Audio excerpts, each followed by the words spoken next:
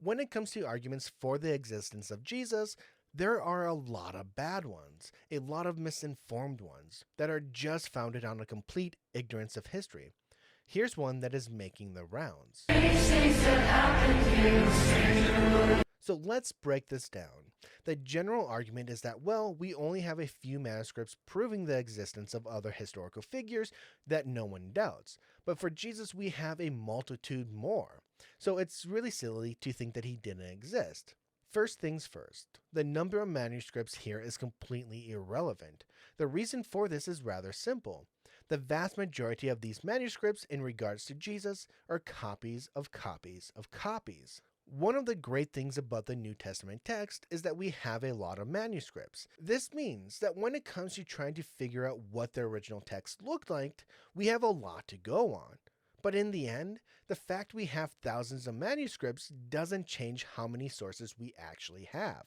When it comes to Jesus, we have 4 or 5 sources. We have the Gospels and we have Paul. Now we can pick into the Gospels and pull out some extra possible sources that the Gospel writers used, but in the end, we still just have the 4 Gospels.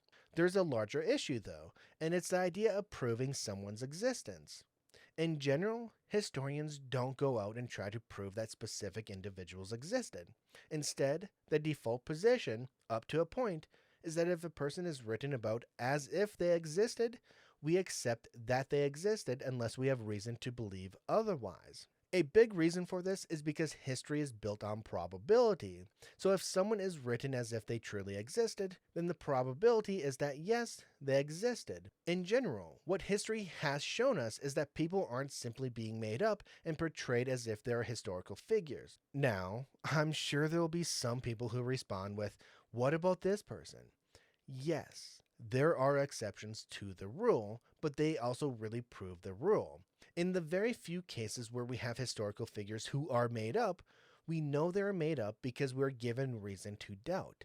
Clear evidence comes out showing that the figure is fictional, or historically speaking, that it's more probable that they are fictional. Really sticking with this idea of probability, it means that we aren't proving anything actually happened. The idea of proving something in history is rather foreign. Instead, what historians do is provide evidence and arguments that tip the scale one way or another, showing that something is more probable or less probable. So the entire premise here is simply flawed, but very often, those who aren't historians, those who haven't actually studied how historical research is done, make these common mistakes on both sides of the question of whether Jesus existed.